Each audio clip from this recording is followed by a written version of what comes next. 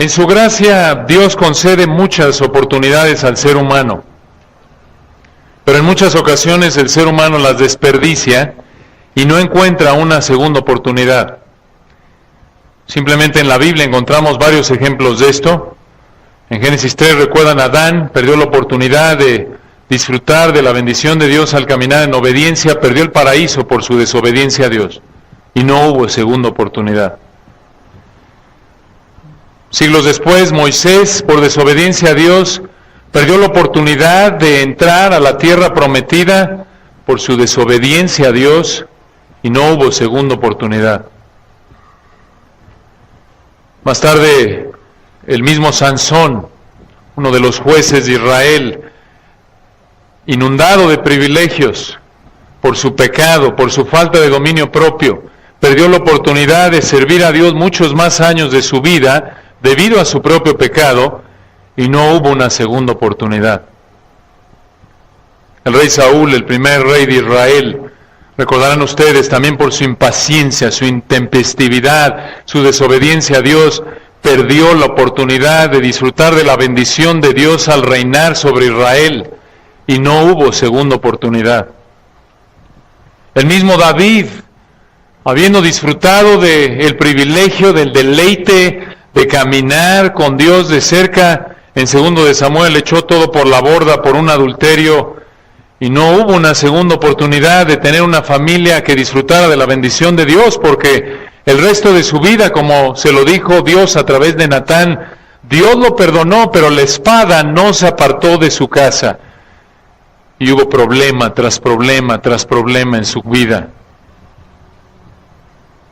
En el Nuevo Testamento, claro, no podemos olvidar a Judas, quien perdió la inmensa oportunidad de servir al Señor y sobre todo perdió su alma y no hubo una segunda oportunidad. Así es también en la vida cotidiana, aún fuera de la Biblia. Dios en su gracia a muchos a lo largo de la historia les concede la oportunidad de vivir, pero muchos desperdician esa oportunidad entregándose al pecado y finalmente muriendo a causa de su estilo de vida y no hay segunda oportunidad. Otros, Dios en su gracia les conceda la oportunidad de estudiar, de prepararse, pero muchos desperdician esa oportunidad siendo indisciplinados y perdiendo la oportunidad de prepararse y no hay segunda oportunidad en muchos casos. Otros, Dios en su gracia les concede la oportunidad de tener un buen trabajo, pero muchos desperdician esa oportunidad siendo negligentes en su trabajo, irrespetuosos hacia sus jefes, y no hay segunda oportunidad de encontrar un trabajo tan bueno como el que perdieron por su negligencia. A otros Dios en su gracia les concede la oportunidad de casarse, pero muchos desperdician esa oportunidad siendo orgullosos, teniendo expectativas no bíblicas y en muchos casos perdiendo la oportunidad de casarse con un hombre, una mujer de Dios y descubren tristemente que no hay segunda oportunidad. Para otros, Dios les concede la oportunidad de servirlo en algún ministerio, pero muchos por orgullo prefieren no cambiar sus prioridades, prefieren aferrarse a un pecado que los descalifica para servir en un ministerio dado, prefieren no dar de sus talentos, dones espirituales, preparación y recursos que Dios les da y pierden la oportunidad de servir a Dios en un ministerio y no hay segunda oportunidad en muchos casos. Muchos, Dios en su gracia les concede la oportunidad de tener una familia que honre a Dios, pero muchos por pensar primero en sí mismos la pierden por un adulterio, por impaciencia, por falta de amor y terminan perdiendo la oportunidad de tener una familia que glorifique a Dios y en muchas ocasiones no hay segunda oportunidad. Pero la oportunidad más grande que Dios le concede al ser humano es de otorgarle perdón de sus pecados a través de Cristo. Pero como muchas otras oportunidades que Dios nos concede a lo largo de la vida, es una oportunidad limitada. no permanente. Así como muchas oportunidades que Dios nos concede en la vida, en ocasiones cuando las desperdiciamos, no hay segunda oportunidad. Eso es precisamente lo que enseña la parábola de las vírgenes. En Mateo 25, versículos 1 al 13, encontramos esta rica parábola que enseña que habrá personas que no estarán preparadas para cuando Cristo regrese y que buscarán prepararse, pero será demasiado tarde y no habrá segunda oportunidad para ellos. Como gran parte de Mateo 24 y 25, esta es una parábola que muchos aplican erróneamente a la época de la iglesia. Pero como lo hemos estado explicando a lo largo de nuestro estudio de estos dos ricos capítulos, el Señor no está hablando de la época de la iglesia. ¿Cómo lo sabemos? Recuerdan ustedes en Mateo 24:3, los discípulos le preguntan al Señor, ¿cuándo serán estas cosas y qué señal habrá de tu venida y del fin del siglo? El Señor responde esta pregunta en Mateo capítulos 24 y 25, y recordarán que en Mateo 24, versículos 1 al 35, vimos las señales que rodean a la segunda venida, y ya estamos en la segunda etapa de este gran discurso, en donde estamos estudiando la preparación para la segunda venida. Aquí a partir de Mateo 24, 36 y prácticamente hasta el final del capítulo 25, o más bien en Mateo hasta 25:30, no al final del capítulo 25, el Señor presenta 4 parábolas que ilustran la importancia de estar preparados para su segunda venida. Ya vimos la primera en el 24, versículos 36 al 44, espera como quien protege una casa. Vimos la segunda en Mateo 24, 45 al 51, espera como esclavo fiel. Y el día de hoy veremos la tercera, en donde el Señor prácticamente explica que debemos esperar velando como virgen prudente. Mateo 25, 1 al 13. Ahora recuerden, antes de entrar a los detalles de este texto, recuerda, como lo hemos estado estudiando, Él no está hablando de la época de la iglesia aquí. Él está hablando de la época de tribulación futura de 7 años que preceden a su segunda venida. Recuerden que la iglesia ya no está aquí. En Mateo 24 y 25 ya fue arrebatada. Pero aunque no estaremos aquí, hay grandes principios que tienen aplicación para nuestra vida cotidiana. Obsérvenlos y comencemos leyendo Mateo 25, versículos 1 al 13. Mateo 25, versículos 1 al 13. Entonces el reino de los cielos será semejante a 10 vírgenes que, tomando sus lámparas, salieron a recibir al esposo. 5 de ellas eran prudentes y 5 insensatas. Las insensatas, tomando sus lámparas, no tomaron consigo aceite, mas las prudentes tomaron aceite en sus vasijas, juntamente con sus lámparas. Y tardándose el esposo, cabecearon todas y se durmieron. Y a la medianoche se oyó un clamor: aquí viene el esposo, salid a recibirle. Entonces todas aquellas vírgenes se levantaron y arreglaron sus lámparas. Y las insensatas dijeron a las prudentes: dadnos de vuestro aceite, porque nuestras lámparas se apagan. Mas las prudentes respondieron diciendo: para que no nos falte a nosotras y a vosotras, id más bien a los que venden y comprad para vosotras mismas. Pero mientras ellas iban a comprar, vino el esposo.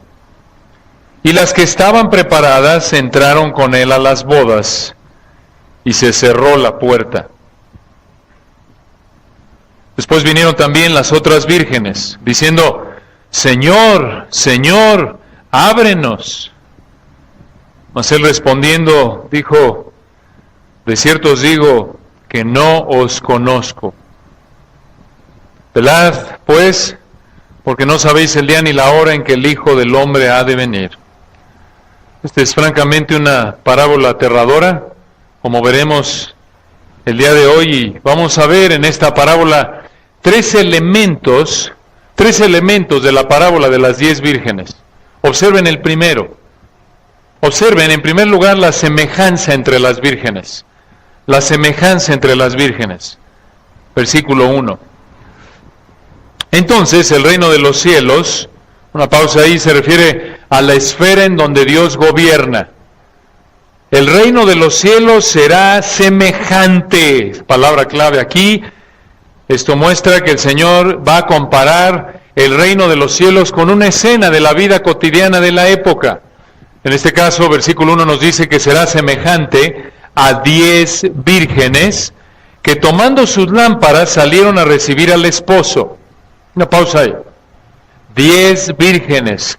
Se refiere a damas de honor en una boda, parte del cortejo nupcial.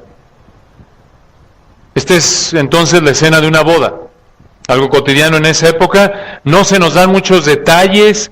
Parece, sin embargo, que el esposo es un hombre que estaba en el periodo de desposamiento, que en esa época se refería al periodo de compromiso, en el cual los novios ya se consideraban legalmente casados.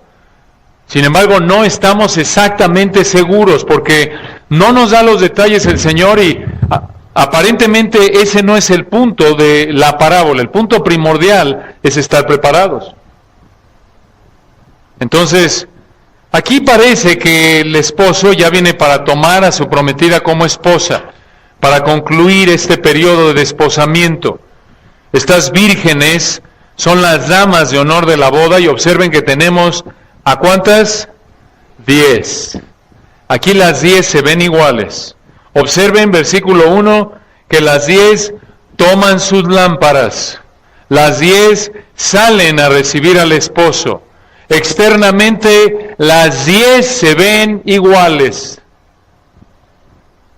¿Quién es el esposo en la parábola? El Señor Jesucristo, claro. ¿Quiénes son las vírgenes? Estas son personas que profesan ser cristianas. Estas son personas que externamente dicen ser cristianas, dicen estar esperando la venida de Cristo. En el contexto, sin embargo, de Mateo capítulos 24 y 25, son personas que profesan ser creyentes cuando el Señor viene por segunda vez. Estas son personas que profesan ser creyentes prácticamente durante el periodo de tribulación de 7 años. Sin embargo, aquí hay algo muy interesante. Aquí vemos la semejanza. ¿Se ven iguales externamente? Pero observen el segundo elemento de la parábola de las 10 vírgenes. Versículos 2 al 10 presentan la diferencia. Versículo 1, la semejanza. Las 10 toman sus lámparas, las 10 son parte del cortejo nupcial, las 10 van a recibir al esposo, pero versículos 2 al 10 vemos la diferencia entre las vírgenes. A partir del versículo 2, vemos una diferencia que se abre como una grieta entre las 10 y termina separándolas al final del pasaje. ¿Cuál es la diferencia? Observen el versículo 2. 5 de ellas eran prudentes y 5 insensatas. Vemos una primera diferencia. Hay 5 prudentes, sabias, y 5 son en el original torpes. Son imprudentes, son insensatas. Observen cómo se ve su torpeza, la torpeza de las 5 insensatas con la prudencia de las 5 prudentes, versículo 3. Las insensatas, tomando sus lámparas, no tomaron consigo aceite. Este no es aceite 3 en 1, aceite de canola. Esto es aceite, culturalmente hablando, de oliva. Este es aceite de oliva. Se usaba como combustible para prender estas lámparas, para mantenerlas prendidas. Versículo 4, noten el contraste. Mas las prudentes tomaron aceite en sus vasijas, juntamente con sus lámparas. ¿Qué tipo de lámparas son estas? Bueno, se han encontrado varias de estas lámparas en excavaciones arqueológicas. Y hay algunos que dicen que se refiere a una antorcha. Creemos, por el significado de la palabra en griego, y esto no es algo muy serio en cuanto al pasaje, que estas lámparas eran como una especie de taza alargada que usaban para prenderse, y se usaba como combustible aceite de oliva para prender la mecha. Obviamente llevaban algo para llevar el aceite de oliva, porque noten el versículo 4, tomaron aceite en sus vasijas. La mecha era de lino torcido, y las 10, noten, toman sus 10 lámparas, pero solo 5 de ellas, las prudentes, llevan combustible para prenderlas. Llevan aceite para prenderlas. Noten la diferencia. Externamente se ven iguales. Las 10 toman sus lámparas, van a recibir al esposo, pero hay una diferencia, escucha, interna. Solo 5 de ellas llevan aceite para prender la lámpara. ¿Qué es el aceite? Es la gracia salvadora de Dios, es la salvación. Solo 5 de ellas son realmente salvas. ¿Y quién tenía aceite cuando llegue el esposo? Las prudentes. Las prudentes son creyentes genuinos. Las imprudentes son creyentes falsos. Dicen que son cristianas, externamente pueden parecer cristianas, pero carecen de la realidad interna de gracia salvadora. Como ya lo vimos en ese tiempo de la tribulación, habrá gente que profese ser creyente, pero realmente no lo será. ¿Recuerdan ustedes ahí en el capítulo 24, versículo 10? Noten ustedes, Mateo 24, versículo 10, mismo discurso, el Señor dice, muchos tropezarán entonces y se entregarán unos a otros, y unos a otros se aborrecerán, versículo 11, y muchos falsos profetas se levantarán y engañarán a muchos, y por haberse multiplicado la maldad, el amor de muchos se enfriará.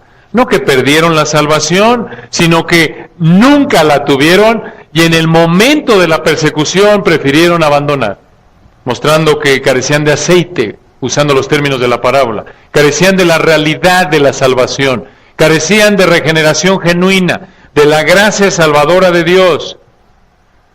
Y así como se sucederá en el periodo de tribulación futura de 7 años, así es en nuestra época y a lo largo de la historia de redención realmente.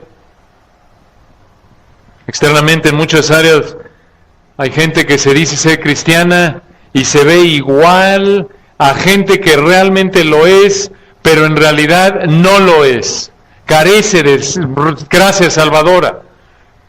Por ejemplo, la gente que profesa a Cristo en general pudo haber repetido una oración, pudo haber pedido perdón a Dios, puede leer su Biblia, puede ser miembro de una iglesia, y una iglesia que enseñe la palabra, puede ser alguien que canta a Dios, estar involucrado en algún ministerio, ofrendar, inclusive hasta estar en un ministerio de enseñanza, presentar la Biblia, orar por la gente en la iglesia, hasta noten, esperar la segunda venida de Cristo como las vírgenes. Se ven muy parecidos, idénticos de hecho, pero así como las semejanzas externas de las 10 vírgenes no necesariamente garantizan salvación genuina, puedes tú ser alguien que se ve como un cristiano externamente, pero internamente no serlo en realidad. Puede ser como los maestros de 2 Timoteo 3:5, que tienen apariencia de piedad, pero negarán la eficacia de ella. Puedes profesar ser cristiano y pertenecer a un grupo cristiano y actuar externamente como cristiano, pero internamente tú lo sabes y Dios lo sabe, aferrarte a tu pecado y justificar tu pecado de alguna manera pecaminosa, diciendo, bueno, Dios es amoroso y me va a perdonar. Necesitas asegurarte de que realmente te has arrepentido, que no solo tienes fachada de cristiano, sino que realmente tienes la sustancia genuina de cristiano. Este es un problema tan serio que observen cuántas veces el Señor lo repite una y otra vez a lo largo de su ministerio. ¿Se acuerdan, por ejemplo, en la parábola del sembrador? ¿Recuerdan? El Señor explica que no todos los tipos de tierra son genuinas, sino solo la que da fruto. ¿Recuerdan al final del Sermón del Monte en Mateo 7? ¿Cómo enfatiza? No todo el que me dice Señor, Señor, entrará en el reino de los cielos, ¿se acuerdan? Es la misma idea, realmente vayan ahí por un momento con esa parábola con la que concluye el Sermón del Monte del Señor. Obsérvenla ahí en el versículo 24, Mateo 7, 24. Observen desde el 13 realmente. Mateo 7, 13, recuerden esto, lo estudiamos a detalle. Está terminando el Sermón del Monte. Él ya mostró cómo es que una persona entra al reino y vive en el reino, empezando con reconocer que no merece nada más que la paga de su pecado, porque no le puede ofrecer nada a Dios más que su pecado, porque es un pobre espiritual. Mateo 5, 3, bienaventurados los que pobres en espíritu. Así entra al reino. Y el Señor no te encierra en Mateo 7:13, entrad por la puerta estrecha, donde solo pasas uno por uno. No puedes entrar con tus amigos que aman su pecado, no puedes entrar con tu pecado, entras solo, despojado de tu orgullo, en arrepentimiento. Versículo 13, porque ancha es la puerta y espacioso el camino que lleva a la perdición y muchos son los que entran por ella. Note en versículo 15, hay gente que contribuye a que mucha gente siga por la puerta espaciosa, la puerta ancha, el camino ancho que lleva al infierno. Y ese camino es en el que toda persona está por naturaleza, aun los que son religiosos como los escribas y fariseos. Y hay gente que contribuye a eso, versículo 15, guardaos de los falsos profetas, que vienen a vosotros con vestidos de ovejas, pero por dentro son lobos rapaces, pretenden ser pastores genuinos, pero en realidad no lo son.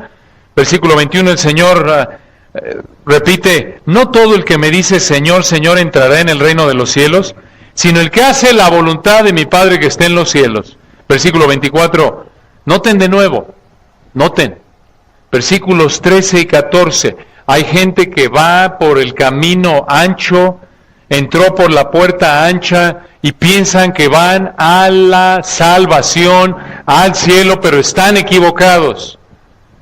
Versículo 21, hay gente que dice Señor, Señor, y cree que va al reino de los cielos. Versículo 22, muchos me dirán en aquel día, Señor, Señor, ¿no profetizamos en tu nombre? Esta es gente que predicó la palabra de Dios. Versículo 22, y en tu nombre echamos fuera demonios, y en tu nombre hicimos muchos milagros. Versículo 23, y entonces les declararé, nunca os conocí, apartaos de mí, ¿qué?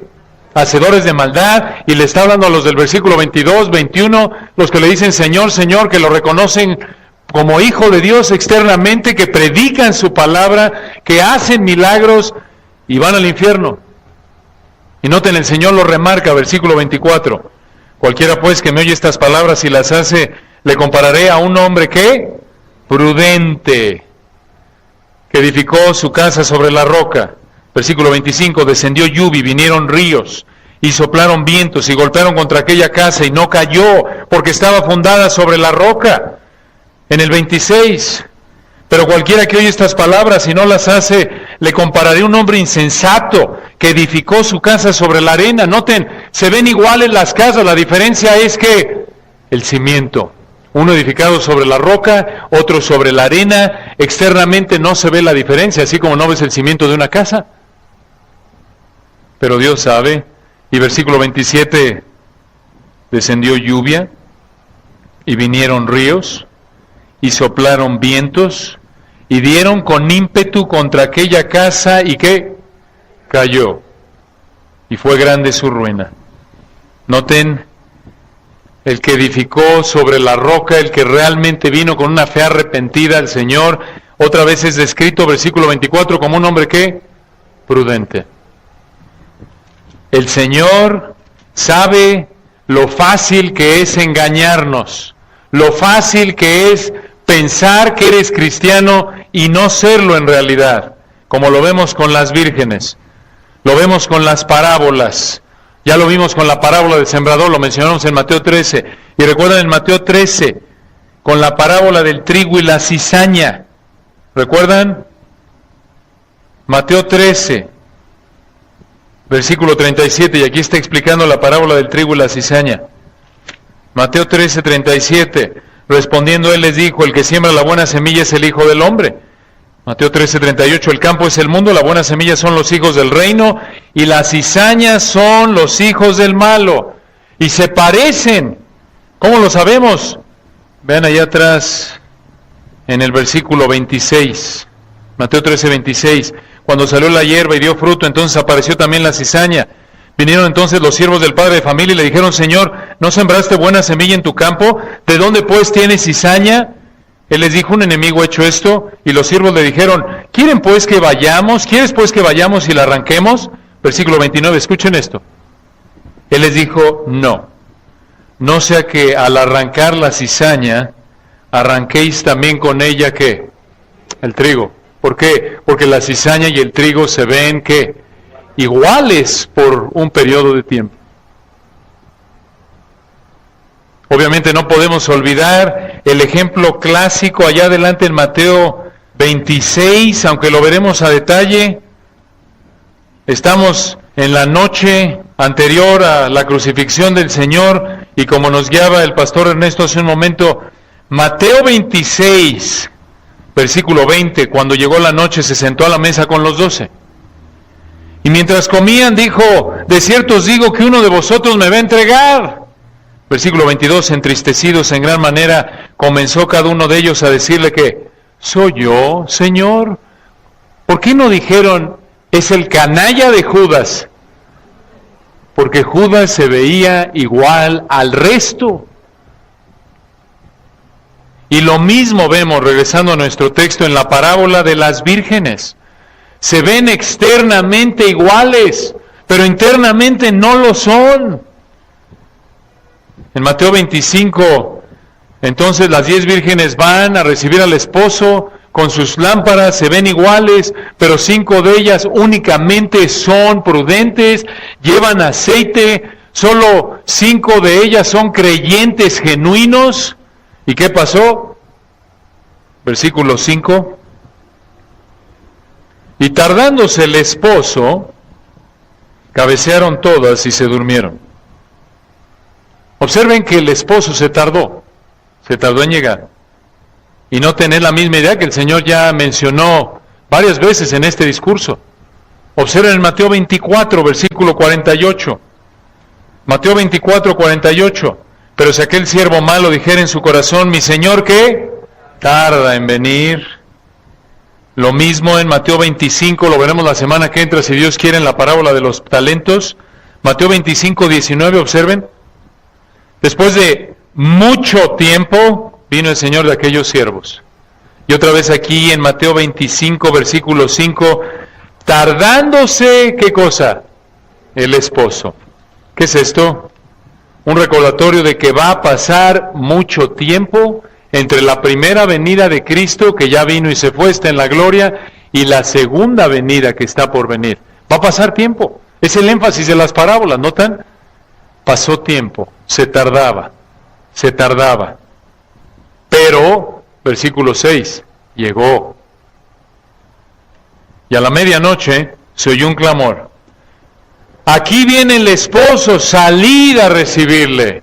Es un recordatorio de que la segunda venida del Señor va a ser, recuerden, visible, va a ser audible, va a ser, sin embargo, repentina.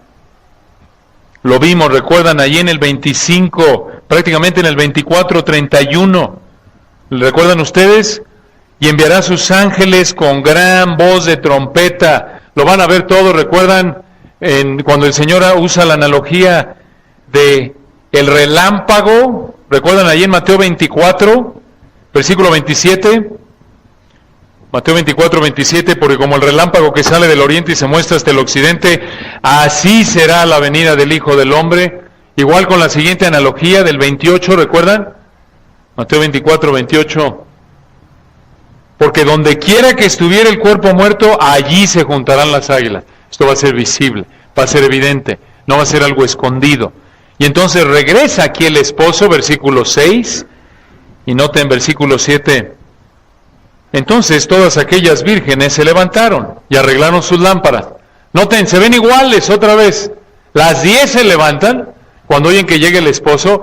Las 10 parecen mostrar cierta emoción de que llegue el esposo. Noten que no nos dice aquí, bueno, las 5 insensatas dijeron, ya vamos a seguir durmiendo, ¿para qué? Las 10 se ponen de pie, las 10 arreglan las lámparas. Otra vez, externamente iguales. Pero observen, versículo 8. Y las insensatas dijeron a las prudentes, dadnos de vuestro aceite, porque nuestras lámparas se apagan. Aquí se ve, en el momento de la segunda venida se ve la diferencia. En el momento de la venida del esposo, en el caso de la parábola, en el momento de los creyentes que estén vivos en esa época, se va a ver cuando venga el Señor por segunda vez. Esto es la diferencia entre los profesantes y los que no lo fueron.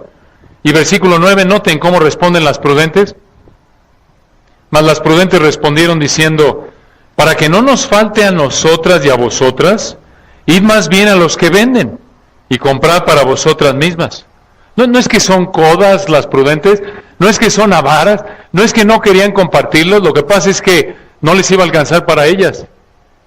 Y aquí hay un recordatorio, escucha, la salvación es intransferible. La salvación es intransferible. Es como un boleto de avión, como una tarjeta de crédito, intransferible, ¿no es cierto? No le puedes dar a tu cónyuge, a tu hijo, a tu amigo, a tu vecino, a tu ser querido la salvación. No puedes decir, Señor, voy a vivir de una manera tan santa que le voy a dar 20% de mi santidad y a través de eso ya lo salvas. No. Cada uno es responsable delante de Dios. Noten, la salvación es intransferible. ¿Qué es esto?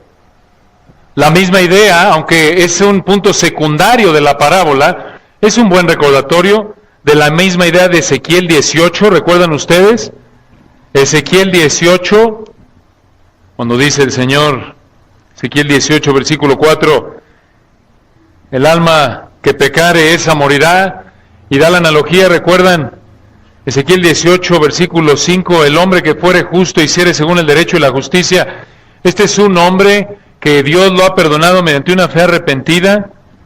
Dice al final del 9, este es justo, Ezequiel 18, 9, este vivirá, dice Jehová el Señor. Pero versículo 10, si engendrá de hijo ladrón, esto es, tienes un padre creyente genuino, que tiene un hijo, y la implicación es que el padre, obvio, por ser creyente, le habla de que tiene que venir con una fe arrepentida al Señor, pero el hijo lo rechaza. Y noten ustedes, versículo 13, hablando del hijo que rechaza la fe de su padre, ¿vivirá este? No vivirá. Todas estas abominaciones hizo. De cierto morirá, su sangre será sobre su padre. ¿Dice eso? ¿Tiene la culpa el papá por el rechazo de la fe genuina de su hijo, por darle la espalda a Dios? No, es su responsabilidad. Su sangre será sobre él. Y noten, nos presenta una tercera generación. Versículo 14. Pero si este, ¿quién es este? El impío del versículo 13. Pero si este engendrare hijo, el cual viere todos los pecados que su padre hizo, y viéndolos no hiciere según ellos, y el punto es que se arrepiente y muestra su arrepentimiento por una vida de obediencia, escuchen esto, versículo 17, hablando del hijo, del nieto del primero. Recuerden, hay 3 generaciones, papá creyente, hijo impío y nieto creyente. Observen, Ezequiel 18, 17. Si apartare su mano del pobre, interés y usura no recibiere. Estas son expresiones de obediencia porque se ha arrepentido. Guardare mis decretos y anduviere en mis ordenanzas, este no morirá por la maldad de su padre. Su padre es un impío, pero él no va a morir, sino al contrario, versículo 17 al final, de cierto vivirá. Versículo 19, y si dijereis, ¿por qué el hijo no llevará el pecado de su padre? ¿Por qué no es culpable el hijo por el pecado de su papá impío? Versículo 19, porque el hijo hizo según el derecho y la justicia, guardó todos mis estatutos y los cumplió, de cierto vivirá. Y aquí está la lección del texto, versículo 20. El alma que pecare, esa morirá. El hijo no llevará el pecado del padre, ni el padre llevará el pecado del hijo. La justicia del justo será sobre él, y la impiedad del impío será sobre él. ¡Qué verdad! ¿Qué verdad? Por un lado, no puedes culpar a tus padres por tu pecado. Esto refuta de manera directa la idea perversa de la psicología que soy así porque mis papás me abusaron, porque de chiquito hicieron esto de mí. Puede haber influencia pecaminosa en tu vida por el pecado de tus padres, pero al final del día el que decide si peca o no eres tú. Y como dice este texto, tú eres responsable delante de Dios. Así que no culpes a tu abuelo o a tu tío o a tu mamá o a tu abuelito o tu tatarabuelito, como era un hombre que le encantaba el alcohol y era un borracho. Yo soy también borracho porque lo tengo en los genes, así era mi tatarabuelo. No, eres así porque quieres pecar. Es que soy un mentiroso porque no sabes. Mi bisabuelito era de lo peor, hasta terminó en la cárcel por ser tan mentiroso. Escucha, llevas en los genes, en un sentido podemos decirlo, sí, el pecado de tus parientes, pero desde el punto de vista de naturaleza pecaminosa. Pero no le eches la culpa, no digas que es algo médico, es algo moral, es algo espiritual, y tú eres responsable por tu pecado. No culpes a tus parientes por tu pecado. Si tú pecas, tú eres responsable. Si tú le das la espalda a Dios es porque tú quieres darle la espalda a Dios, porque prefieres el deleite temporal del pecado que el deleite de servir al Señor.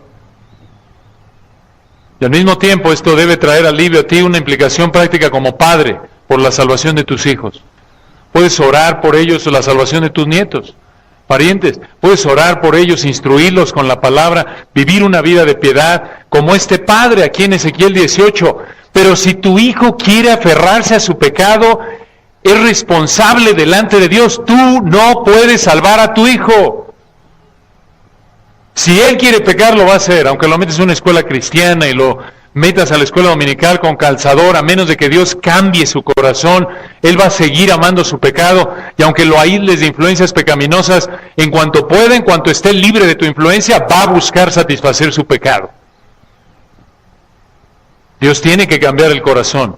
Pero desde el punto de vista humano, cada uno es responsable delante de Dios.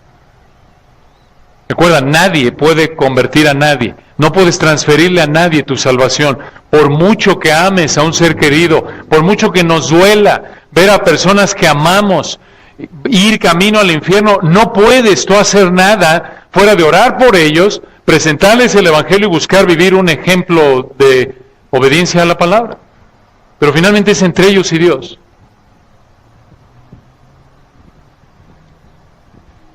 Regresando a Mateo 25, versículo 9, ya llega el esposo.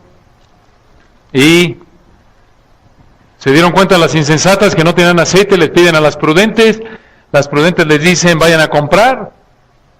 Noten que no es el mejor momento, porque cuando llegó el esposo, versículo 6, a la medianoche. Probablemente no hay nada abierto. No hay nada abierto, es un mal momento para buscar aceite. No estaban preparadas. De alguna manera, sí, por lo que vemos aquí en la parábola, lo van a encontrar, aunque se van a tardar. Versículo 10, pero mientras ellas iban a comprar, vino el esposo, y las que estaban preparadas entraron con él a las bodas, y escuchen esto, se cerró la puerta. Este es el contexto de un banquete formal, ya lo dijimos, es una boda. En esa época, cuando ibas a un banquete formal como invitado, presentabas una tarjeta o tableta a un siervo que estaba en la puerta y de esa manera podías confirmar el acceso al banquete, no cualquiera podía entrar. Cuando los invitados, sin embargo, ya estaban adentro, se acostumbraba que el dueño de la casa cerraba la puerta y no se permitía que nadie más entrara sin importar lo mucho que insistiera. Entonces las vírgenes prudentes entraron. Ya llegó el esposo. ¿Por qué? Versículo 10, ¿estaban qué? Preparadas. Estaban preparadas. Recuerden que las insensatas, ¿dónde están? Mientras las prudentes entran a la boda, se cierra la puerta. ¿Dónde andan las imprudentes? Comprando aceite. Están buscando aceite. Versículo 11. Después vinieron también las otras vírgenes. No sabemos si encontraron el aceite, el texto no nos dice. No sabemos si lo encontraron, pero era demasiado tarde, ese es el punto, era demasiado tarde, ya no hubo una segunda oportunidad. No, el texto no nos dice si buscaron y no encontraron, o si encontraron pero ya no las dejaron entrar. El punto, sin embargo, es que era demasiado ¿qué? Tarde. Versículo 11. Después vinieron también las otras vírgenes, estas son las insensatas, diciendo: Señor, Señor, noten, ábrenos, están insistiendo. Son como los de Mateo 7:21, ¿recuerdan? Señor, Señor, ¿no profetizamos en tu nombre? Están aparentemente profesando algún tipo de relación íntima con el esposo por ser damas del cortejo, damas de honor. Profesan, por ser profesantes, por ser personas que profesan ser cristianas, claro, piensan que tienen una relación con el Señor y se entiende que le dicen Señor, Señor. Pero noten, versículo 12 encontramos una de las frases más tristes en toda la Biblia. Mas él, respondiendo, dijo: de cierto os digo que no os conozco. ¿Cómo que no las conocía? Nunca tuvo un conocimiento íntimo con ellas en términos de relación. Nunca conocieron a Cristo, es la idea. Nunca tuvo un conocimiento íntimo de nivel de relación personal, es la idea. En contraste a 2 Timoteo 2:19, donde dice que el Señor conoce el Señor a los que son ¿qué? Suyos. A los que no son suyos, no los conoce. No que sea ignorante de ellos, obvio, Dios es omnisciente y conoce a toda persona, pero no conoce a los incrédulos en el sentido íntimo de una relación personal. Observen el versículo 12, que no hubo una segunda oportunidad para estas mujeres. No les dijeron, ¿saben qué? Dejen que acabe esta parte de la boda y entran. No. Una vez que el Señor venga, no habrá oportunidad para el que no se arrepintió. Así como no habrá segunda oportunidad para el que muera sin Cristo. Entonces, vemos la semejanza entre las vírgenes. Externamente se veían iguales, actuaban igual. Sin embargo, vemos en segundo lugar la diferencia entre las vírgenes. Realmente las prudentes eran las que eran genuinas, poseían salvación genuina. Y esto nos lleva en tercer lugar a la lección de las vírgenes, versículo 13. Velad pues, porque no sabéis el día ni la hora en que el Hijo del Hombre ha de venir. Otra vez, velar aquí, en el contexto se refiere, asegúrate de que tengas ¿qué? Aceite, que es gracia salvadora. La manera en la que puedes velar, la manera en la que puedes estar preparado para la segunda venida, es que poseas salvación genuina. Esa es la idea. Otra vez, esta es la segunda venida. Esto no es estar listo para el rapto ya sucedió aquí. Es estar listo para la segunda venida. La iglesia ya no está aquí, pero la lección también es para nosotros. Y la lección es: asegúrate de que eres cristiano ya. No lo pospongas, no te esperes. Deja tu pecado y ven con una fe arrepentida a Cristo. De lo contrario, si Dios te quita la vida antes de que te arrepientas, o te concede estar vivo por ser un incrédulo, vivir a lo mejor la tribulación, si se tarda y en su soberanía así lo designa, y no te has arrepentido en su segunda venida, igual que en la parábola, no tendrás una segunda oportunidad. Esto es trágico. De nuevo, hemos visto varias lecciones en esta parábola, pero la más importante es que para estar preparado para la segunda venida de Cristo, tienes que haber nacido de nuevo.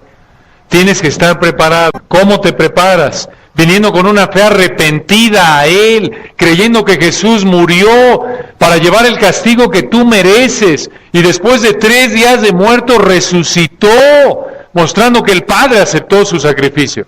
Esa es la única manera en la que puedes estar preparado. Si no has creído realmente, entonces no estás preparado para verlo como Salvador. Solo estás preparado para verlo como juez. Pero recuerda, no te engañes pensando que tienes tiempo y que Dios te va a dar una segunda oportunidad, y que cuando estés ahí ante el juicio del gran trono blanco, si mueres sin Cristo, ese juicio reservado para los incrédulos en Apocalipsis 20, 11 al 15, no crees que ahí Dios se va a tocar el corazón y va a decir, bueno, está bien. Todos ustedes, ok, les doy una segunda oportunidad. No hay nada en el texto que indique eso. No hay segunda oportunidad, aun cuando estés cara a cara frente a Él, es el punto. Recuerda, Hebreos 9:27, está establecido que los hombres mueran una sola vez y después de esto, ¿qué? El juicio.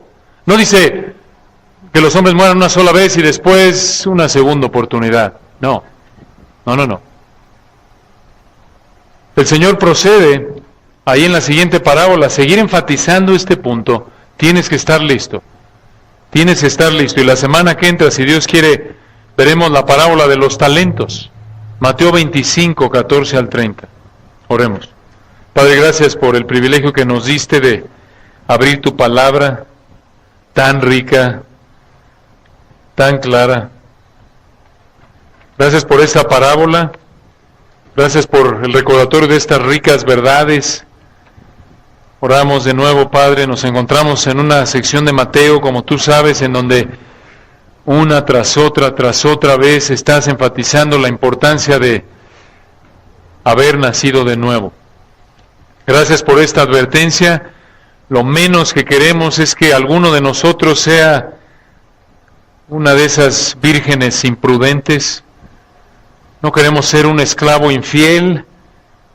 No queremos ser personas que externamente se ven como cristianos, pero realmente no lo son.